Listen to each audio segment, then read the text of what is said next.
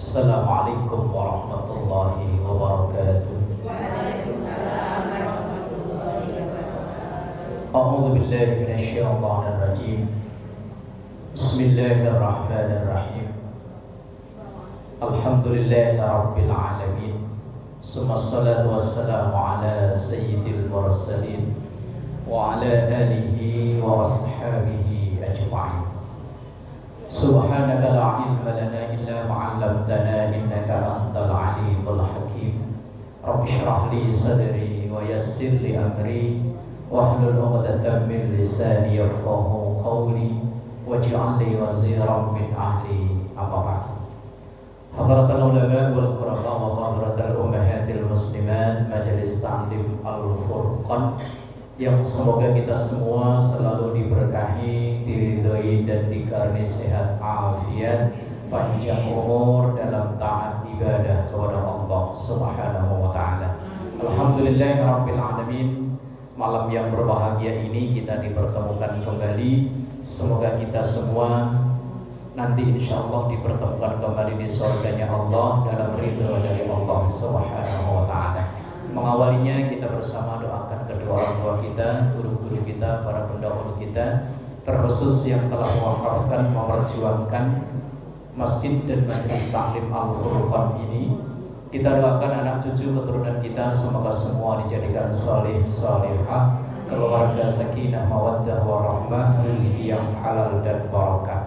Khusus kita doakan untuk keluarga Bapak Haji Imam Syafi'i, semoga selalu dari karunia sehat afiat, keberkahan dan kebahagiaan, dan juga mohon keikhlasan untuk mendoakan putri beliau semoga diberikan amanah berupa keturunan yang soleh maupun solehah.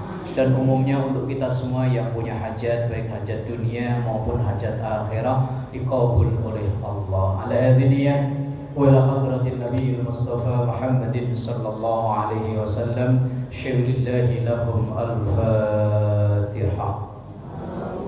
A'udzu billahi minasyaitonir rajim. Bismillahirrahmanirrahim.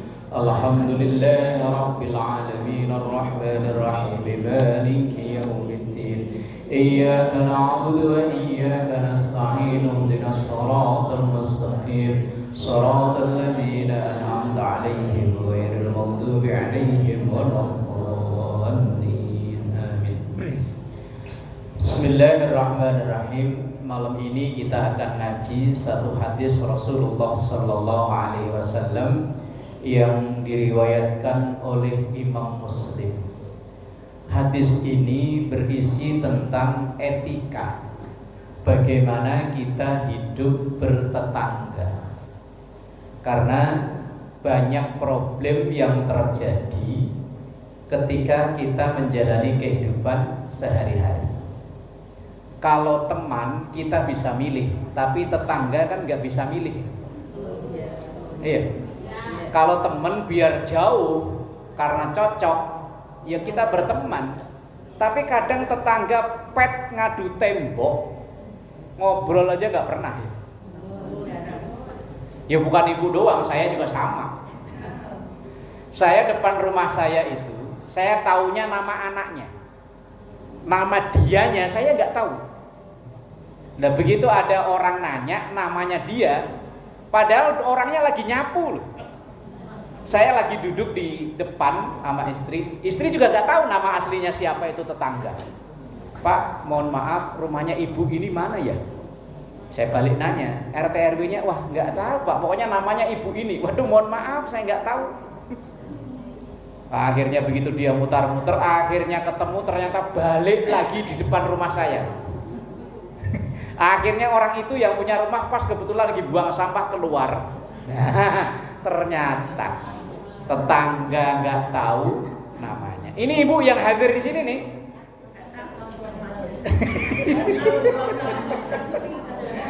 Ibu mungkin kenal saya, cuman kan saya nggak tahu ya. Siapa namanya kita nggak tahu ya. Nah, iya. Tetangga kita nggak bisa milih. Lah Islam sebagai agama yang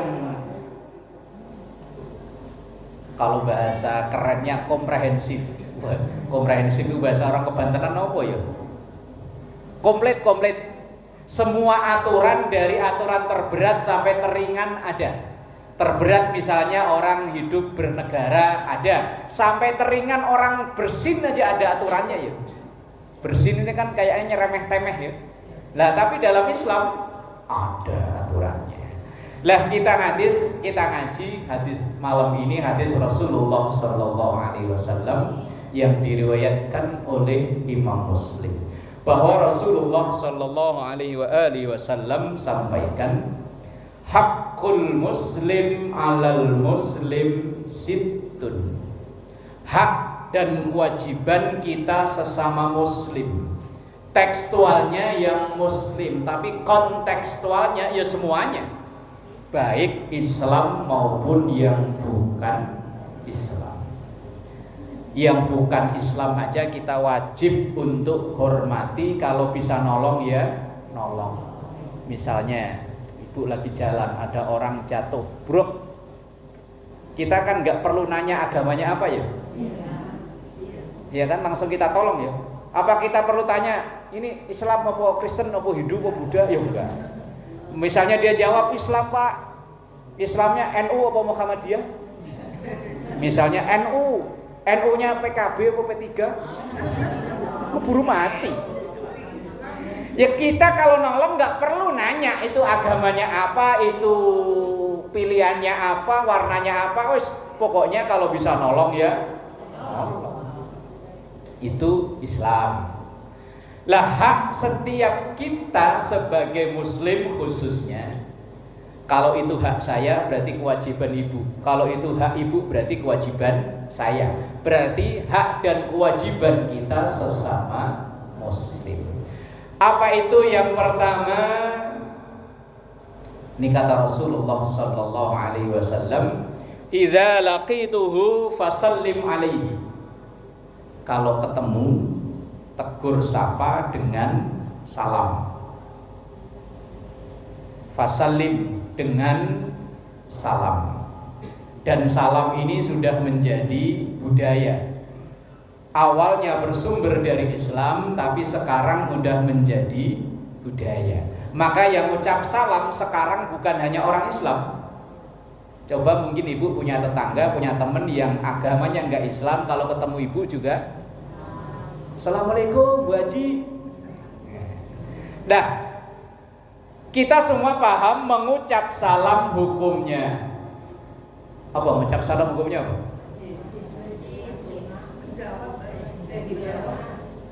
Ngucap salam hukumnya? Ngucap bukan jawab. Ngucap sama jawab beda kan? Kalau ngucap salam hukumnya? Yang saya tanya ngucap. Ngucap salam hukumnya wajib atau sunah? Sunah apa wajib? Tadi wajib. Belum 1 menit udah berubah. Yang konsisten itu loh. Wajib atau sunah? Kompak nih sunah. Ya udah deh saya ikut. Daripada saya dikeroyok. Kalau jawab salam hukumnya belum tentu.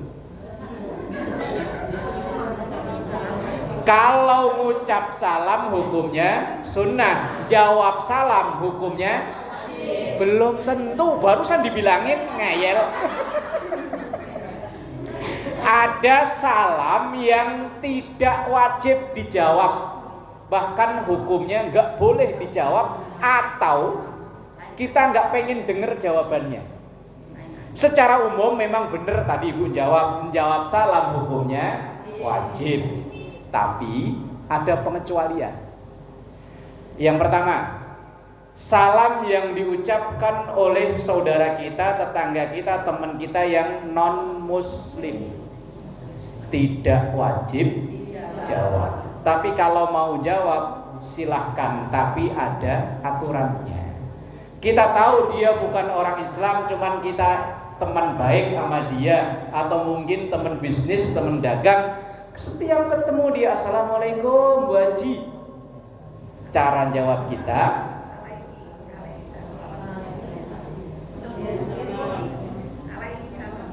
Gimana? Kan setiap hari kita kan di Jakarta ini kan hidup bertetangga, teman baik, agamanya macam-macam, ya kan? Ketika ia mengucapkan assalamualaikum, jawabnya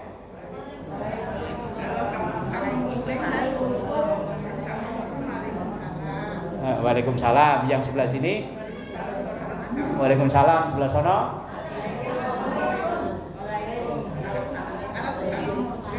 ada perwakilan satu yang jelas apa jawabnya?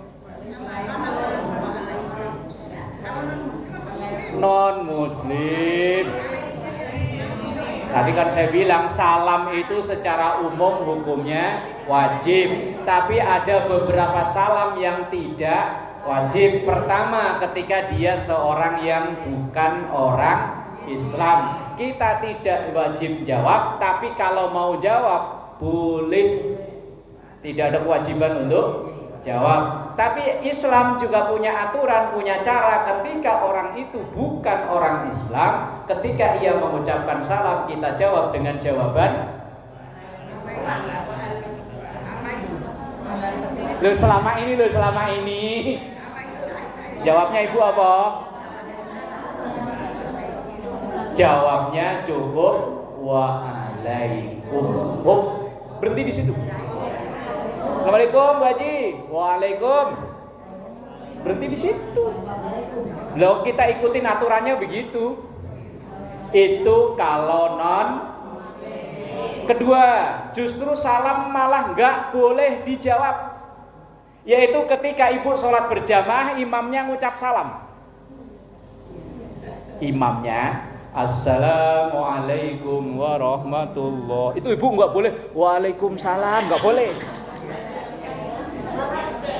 Nah, iya kalau lagi jamaah nih, Pak Ustadznya di sini, ibu di belakang.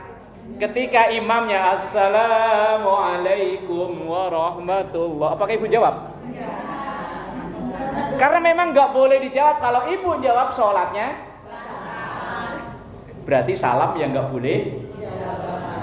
Kedua, ada salam yang kita nggak pengen dengar jawabannya. Nah, kok pada diem?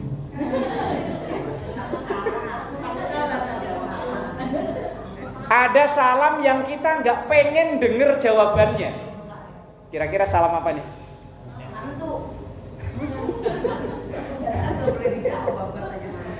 Kita nggak pengen dengar jawabannya, ya supaya kita ucap salam aja, tapi kita nggak pengen dengar. Itu kalau kita ziarah kubur. Budi Dharma sono arahnya ya? Apa sono? Sono lah ya, pokoknya sono. Sunnah hukumnya ketika kita masuk ke area pemakaman untuk mengucap salam, tetapi kita nggak pengen dengar jawabannya.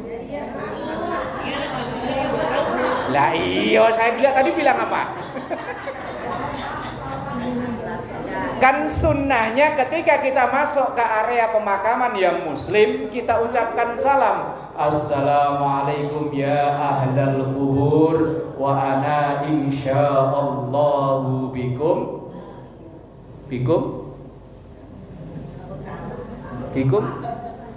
lahikun. Assalamualaikum, salam sejahtera untuk kalian ya ahlal kubur, wahai ahli kubur. Pengen dengar jawabannya enggak? Enggak, saya juga enggak. Lalu misalnya ibu ziarah sama suami naik motor pas sudah mendung gelap, assalamualaikum ya ahlal kubur, tiba-tiba ada yang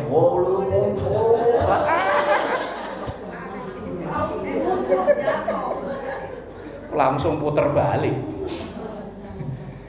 Itu salam yang kita nggak pengen denger jawabannya. Tapi cuman kadang orang ngucap salam tapi nggak jelas salamnya apa. Assalamualaikum. Pernah denger nggak? Ibu jawabnya apa kalau ada salam begitu? Itu di rumah saya sering denger loh begitu. Lekom Umi, saya sering denger itu. Lekom itu apa ya? Biasanya kalau ada yang mau nyamperin istri, itu biasanya Lekom Umi. Lekom itu apa? Ya mungkin assalamualaikum, cuman kuping saya dengernya nggak lengkap. Assalamualaikum disingkat jadi. Apalagi kadang kalau lagi informasi di WA, ASS titik. Opo gua? Nggak tahu ASS artinya opo ya nggak tahu. Sekarang dengan kecanggihan teknologi kayak HP begini itu kan udah tinggal mencet sekali ya. Assalamualaikum. Cuman kadang ASS titik. Opo ASS itu? Kadang orang mau jawab salam juga dengerin dulu nadanya gimana. Kalau yang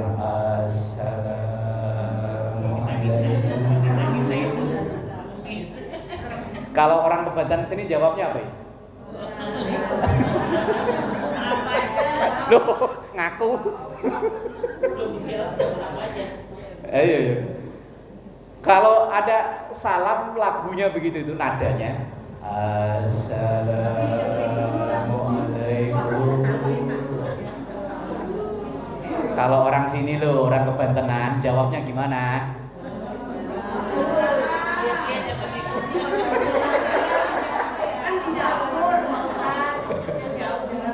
Kayak mau di dapur, mau di mana kayak kalau denger salam begitu tuh. Kalau di kampung saya sonono di Bojong tuh maaf yang lain aja gitu. Kalau orang sini gimana jawabnya? Sama. Jangan-jangan ketularan dari sini.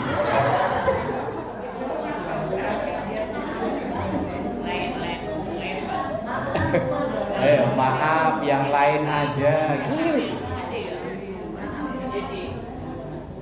Apalagi musim Maulid, ya Allah. Itu hampir tiap hari, "Assalamualaikum Neng, Maulid Neng." Tuh anak saya jawabnya, "Maaf Bu." Oh, udah hafal. Ibu-ibu pakai jilbab begini loh, bawa maaf 2 orang, 3 orang, hampir tiap hari. Bahasanya begitu sampai hafal sih. "Waalaikum Neng, buat Maulid Neng." Wajib hukumnya secara umum, tadi kan secara umum saya bilang ya, menjawab salam. Tetapi tidak semua salam wajib dijawab. Tadi perinciannya sudah. Tapi dalam hal ini sunnah pahalanya lebih besar daripada wajib. Mengucap salam ini kan sunnah. Menjawab salam secara umum hukumnya wajib. Tapi dalam hal ini sunnah pahalanya lebih gede daripada wajib. Yang umum wajib tentunya pahalanya lebih besar daripada sunnah. Tapi dalam hal salam ini sunnah pahalanya lebih gede daripada mengucap salam sunnah, menjawab secara umum wajib. Tetapi dalam hal ini sunnah yaitu mengucap salam pahalanya lebih besar daripada yang menjawab salam. Karena tidak semua wajib pahalanya lebih besar daripada sunnah. Ada beberapa kasus, ada beberapa contoh yang sunnah pahalanya lebih besar daripada wajib. Di antaranya mengucap salam dan menjawab salam. Contoh lain, nagih utang. Hukumnya apa? Wajib. Ngiklasin utang hukumnya? Susah, bener Bu. Bener iya, ngiklasin utang hukumnya susah. Ya, bener, pinter. Pengalaman. Ada orang berhutang ke kita mengingatkan dan nagih, itu hukumnya wajib. Sementara mengikhlaskan hukumnya sunnah. Tapi dalam hal ini sunnah pahalanya lebih gede daripada wajib. Ngikhlasin utang berarti hukumnya sunnah, pahalanya lebih besar daripada nagih yang hukumnya Nah, iya kalau utangnya ribuan lah ya. Kalau utangnya banyak ngikhlasin ya susah kata ibu tadi. Oh, apalagi yang duit itu perjuangannya berat. Ngumpulin sisa-sisa uang yang kadang nemu di kantong laki dikumpulin ya. Begitu ngumpul dipinjem. Terus gak balik. Nah iya itu kita ngingetin Bu, kapan tuh uang yang 3 juta ibu pinjem, ngingetin kayak itu kena hukum wajib. Tapi kemudian kok lain hari ibu uang yang 3 juta saya ikhlasin deh buat ibu, itu hukumnya sunnah, tapi pahalanya lebih gede daripada yang, tapi yo hukumnya abot. Lah kalau 10.000 30.000 yo enteng lah yo. Loh, bisa jadi Bu, orang memberi dengan meminjami itu pahalanya lebih besar meminjami. Orang memberi belum tentu orang yang kita beri itu butuh. Tapi kalau orang sampai berani minjem berarti sangat, kecuali kalau memang gaya hidup demennya ngutang. Nah, lain kasus itu mah. Ada orang yang demennya utang. Kang Asep datang bawa daster bilangnya 3.000 ngambil. Besok lagi bawa panci bilangnya cuma 4.000 ngambil. Lah ya sehari emang berapa? Wah, akhirnya di atas pintu itu punya kitab kecil-kecil.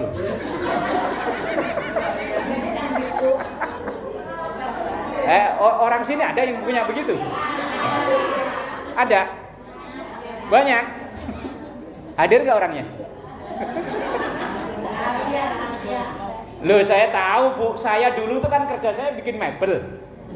Lah kadang kan ada orang minta untuk servis betulin pintu. Lah begitu saya bongkar kok plak jatuh 3 kitab 4 kitab. Ini kitab apa ya? Saya tanya ke tuan rumah, Bu, ini kitabnya kok jatuh di atas pintu? Kitabnya Mang Ujang itu Pak. Orang sini ada ya? Oh, Pak. Ya wis, selamat menikmati lah ya. Jadi yang pertama, kewajiban antar sesama kita adalah kalau ada yang mengucap salam kita wajib. Kalaupun dia non muslim pun juga kita jawab, tapi dengan cara yang berbeda. Kalau sesama muslim dia assalamualaikum, kita jawab waalaikumsalam, atau kita tambah warahmah wabarakatuh. Tapi kalau non muslim cukup sampai waalaikum. Misal besok-besok ibu-ibu di ini namanya apa sih? Bantenan di sini dikumpulin. Ada caleg, umpama caleg. Caleg apa caleg? Terserah lah pokoknya itulah. Ibu dikumpulin di satu tempat dan kita tahu dia itu bukan orang Islam. Kemudian karena dia bintang tamunya kan ya disuruh sambutan tuh ya. Lah karena yang hadir ini rata-rata pakai jilbab, dia kan yang ngucap salam. Assalamualaikum warahmatullahi, biasanya kan begitu ya. Warahmatullahi wabarakatuh. Ibu jawab apa? Waalaikum. Oh, udah cukup sampai di situ. Wong aturannya begitu. Kalau keceplosan, ya wis nanya orang keceplosan kok ya. Tapi kalau lagi ingat, kalau non muslim mengucap salam, kita jawab waalaikum. Itu yang pertama. Hak dan kewajiban kita adalah saling mendoakan dengan mengucap dan menjawab salam. Kemudian yang kedua, wa idza ta'aka fa'ajibhu. Kewajiban yang kedua, kalau da'aka, ia mengundangmu, fa'ajibhu, maka datang. Kalau diundang, datang. Apalagi diundang makan-makan ya. Pulang dibawain oleh-oleh. Sedep lah ya. Cuma kadang ketika kita diundang, Bu, nanti hari Sabtu besok datang ke rumah ya, acara selamatan. Cuman kita tahu orangnya itu pelitnya, naudzubillahi min dzalik. kita datang ke situ paling wis makanannya yo enggak karuan. Kita tahu pokoknya orangnya itu kulit naudzubillah. Udah pengalaman kok. Pengalaman maksudnya tahun kemarin kita diundang. Ngeselin lagi Pak. Misalnya tahun kemarin dia ngundang tapi ngeselin ngundangnya. Bu, besok datang jam 9 ya. Begitu kita datang jam 9, mohon maaf Bu, belum siap, ntar jam 11 aja ya. Kira-kira jam 11 datang lagi enggak?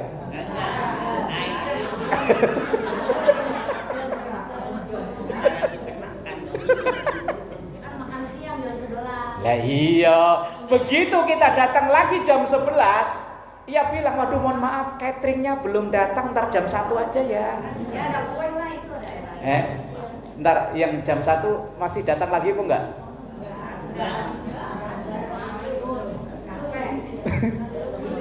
Enggak ya, bener ya? Sepakat ini?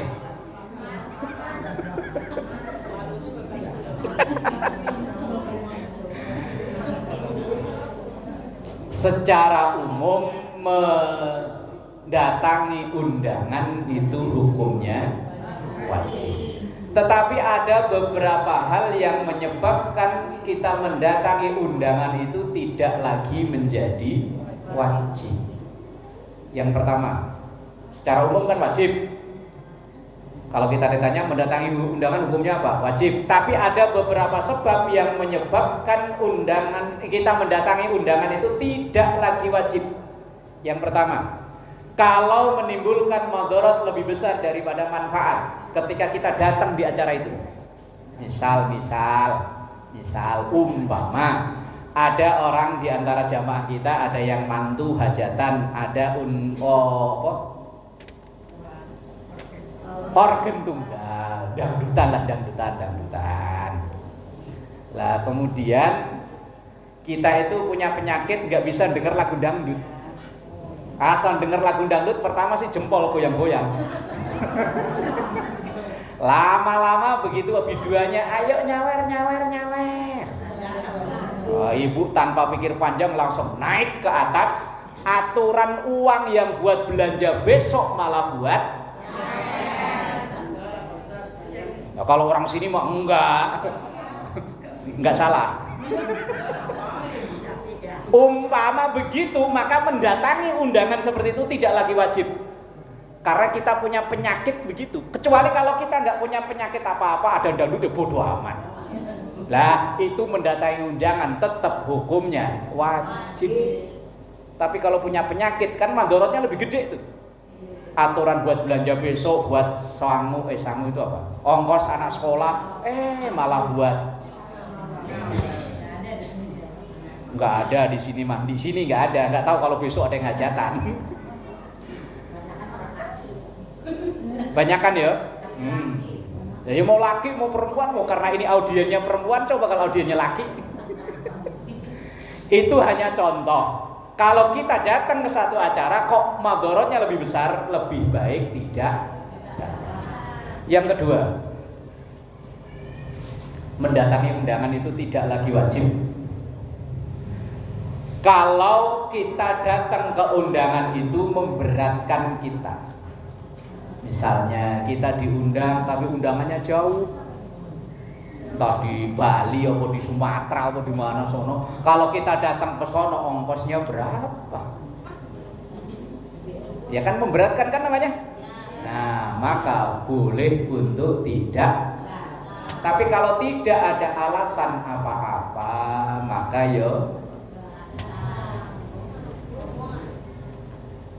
atau yang alasan ketiga, kita tidak wajib lagi datang kalau undangan itu disampaikan secara umum dan tidak nyebut nama. Misalnya nih, Ibu Ketua Majelis Taklim mengumumin, ibu-ibu besok ada undangan dari ibu ini, acara akikahan. Kan tidak disebut nama satu-satu tuh. Yang disebut hanya ibu-ibu besok ada undangan. Maka itu datang undangan seperti itu hukumnya wajib kifayah atau fardu kifayah. Kita datang ya bagus, nggak datang nggak kena hukum apa-apa. Itu namanya kifayah. Itu kalau undangan disampaikan secara umum. Tapi kalau undangan itu ditujukan ke kita, ya memang yang dituju kita secara pribadi, maka secara pribadi maka datang hukumnya fardu ain. Tapi kalau ditampilkan secara umum, kan sering kan kita diundang secara umum gitu ya. Biasanya tuan rumah untuk ngeringkes kerjaan, ya udahlah hubungi Bu RT, hubungi Bu RW, hubungi ketua majelis taklim, tolong diumumin ke warga atau ke jamaah. Maka mendatangi undangan seperti itu hukumnya fardu kifayah. Yang namanya kifayah itu yang datang perwakilan sudah menggugurkan kewajiban yang lainnya. Itu yang kedua. Yang ketiga, kewajiban kita seorang muslim atau hak dan kewajiban kita. Wa idzastansahaka fansahhu atau fansahlahu. Kalau dia minta nasihat, minta pendapat, yo kita nasihati. Jangan dikompor-kompori. Bu, saya pengen curhat nih. Ada apa? Ini berapa hari terakhir kok suami saya begini ya? Kalau yang baik kan, oh sabar, memang orang hidup ya begitu.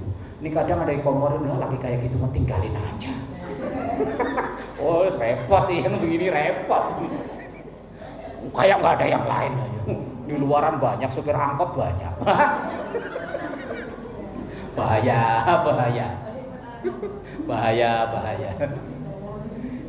Biasanya yang demen curhat itu mak-mak atau bapak-bapak. Nah, kalau memang kita nih, kalau memang orang itu sekiranya tidak bisa memberi solusi, ya jangan diajak curhat, malah dia malah nambah-nambahin. Nah iya, misalnya kita curhat tentang keuangan umpama, Bu, sehari-hari terakhir ini kok kayaknya berat, bayaran anak sekolah begini.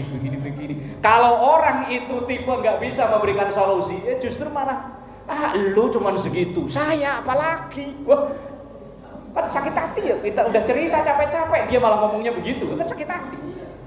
Kalau memang kita punya masalah, kalau cerita ya ke orang yang kira-kira orang itu memang bisa memberi solusi. Lah kalau cuma malah nambahi masalah, ya kayak tadi itu, lu cuman segitu, saya dong anak 16. Lu anak cuma 4, saya 16. Malah tambah pusing. Lah kalau ada orang yang minta nasihat, kalau memang kita mampu untuk memberi nasihat, beri nasihat. Tapi kalau kita nggak mampu, yuk jangan sok mampu. Kalau kita memang nggak bisa, aduh mohon maaf. Coba tanya ke Bu Haji, tanya ke Bu RW, siapa tahu ada solusi. Kalau saya mohon maaf, saya urusan saya sendiri aja tambah mumet. Nah ini hak dan kewajiban kita. Kalau memang ada yang meminta nasihat, ada bertanya tentang satu masalah, kalau kita bisa jawab ya dijawab, kalau nggak bisa ya terus terang nggak bisa. Jangan ngompor-ngomporin ya, ngompor-ngomporin. Bu anak saya, aduh nggak ada, pulang jam 1, pulang jam 2, anak kayak gitu mah masukin lagi aja. Wah.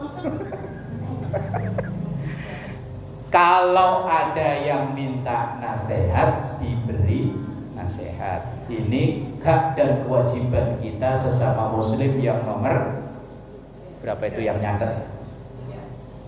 Yang nomor 4. Wa idza atasa fahamidallah fasyammidhu. Kalau dia bersin mengucap alhamdulillah, maka kita doakan yarhamu. Tapi kalau dia bersinnya malah dibikin-bikin, nggak mengucap alhamdulillah. Kan ada orang bersin kadang dibikin-bikin yuk. Udah kenceng dibikin-bikin. Kalau dia tidak mengucap alhamdulillah, ya tidak ada keharusan kita untuk mendoakan yarhamu. Ini hadis yang bab ini banyak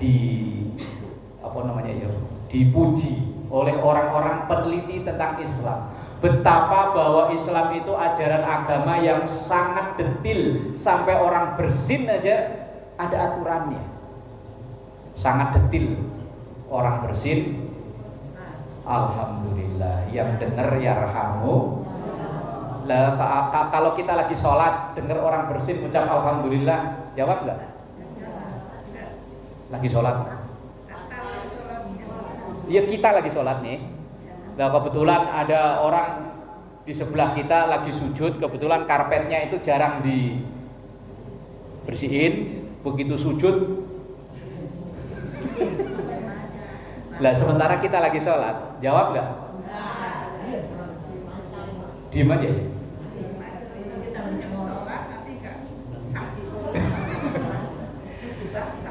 Kalau kita lagi sholat, kemudian ada momen tertentu yang kita dianjurkan untuk berdoa. Ini kan momen untuk kita dianjurkan untuk berdoa. Asal tidak lagi membaca Al-Fatihah, silahkan doa. Misalnya kita lagi yang selain Fatihah, kan banyak ya momennya selain Fatihah, entah lagi rukuk, lagi bersami Allahu liman hamidah, sebelah kita wahai alhamdulillah, kita mengucap yarhamu, asal tidak pas lagi baca Fatihah. Lah kalau lagi baca Fatihah, misalnya kita itu spontan, karena terbiasa sehari-hari ketika ada orang bersin alhamdulillah, kita spontan yarhamu Allah. Kalau di dalam sholat pas lagi Fatihah, maka Fatihahnya diulang. Misalnya baru maliki yaumiddin, ada yang bersin alhamdulillah, kita yarhamukallah, maka Fatihah kita ngulang dari bismillahirrahmanirrahim. Kalau selain Fatihah, monggo yarhamu Allah. Ini saling mendoakan ya. Indahnya ajaran agama kita saling mendoakan. Kemudian yang selanjutnya, wa idza maridha fa'udhu. Kalau ada yang sakit, tengok. Tentu nengok orang sakit kan ya ada etikanya ya. Kita doain, kita semangatin. Jangan ditakut-takutin. Tapi saya pernah nengokin orang sakit, saya takut-takutin karena saya kesel. Orang itu kenal sama saya udah puluhan tahun, tapi kalau diajak sholat susahnya naudzubillah. Dia itu kerjaannya dagang mie dorong itu, mie pangsitnya ya. Itu mangkalnya deket masjid tapi nggak pernah sholat. Sampai anduk, kan dia bawa anduk kecil. Saya upetin, saya centelin di mimbar, rela anduknya nggak diambil. Nah, dia bilang begini, ngapain saya sholat, wong mati enak. Lah kok bisa bilang enak, saya bilang gitu. Nyatanya yang udah mati nggak ada yang balik. Dia logikanya begini, kalau orang perantau nggak enak pasti balik. Lah ini nyatanya nggak ada yang balik, berarti enak. Omongan itu yang saya pegang. Kebetulan sehari dua hari kok ini nggak ada lewat. Saya tanya ke temennya yang sama-sama tukang mie, Mas itu kemana, nggak pernah sakit Pak, kemarin di Jaya itu katanya diserempet mobil bom.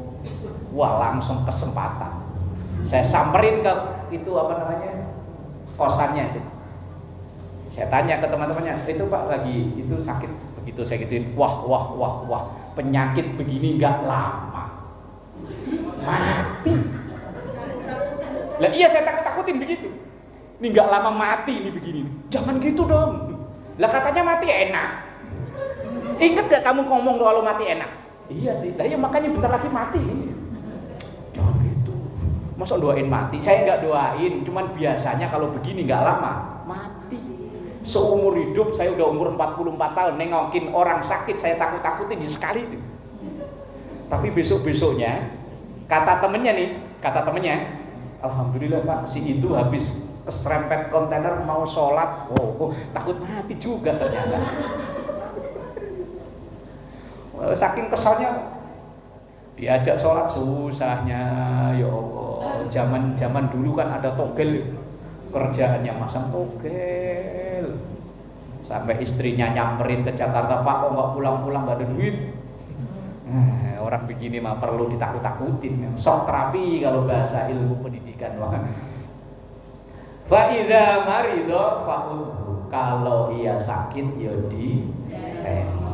minimal ya didoain ayo.